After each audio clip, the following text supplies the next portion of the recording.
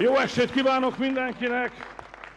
Kedves barátaim, a választási eredmény, bár még nem teljes, de érthető és világos, a választási eredmény számunkra fájdalmas, de egyértelmű. A kormányzás felelősségét és lehetőségét nem nekünk adták. A győztes pártnak gratuláltam. Nektek, önöknek köszönöm a rengeteg munkát, soha ennyien és soha ennyit nem dolgoztunk egyetlen választási kampányban sem. Van is ennek látszatja, hiszen 2,5 millió szavazót sikerült összegyűjtenünk, 2,5 millió ember bízott bennünk a mai napon is.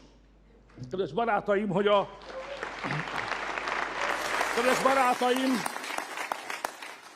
a hazánk és a nemzet sorsa számára ez a ma esti választási eredmény mit jelent, és mi ennek a mélyebb vagy magasabb értelme, azt most nem tudjuk, ezt majd az idő eldönti. De akárhogyan is alakult, mi ellenzékből is a hazánkat és a magyar nemzetet fogjuk szolgálni.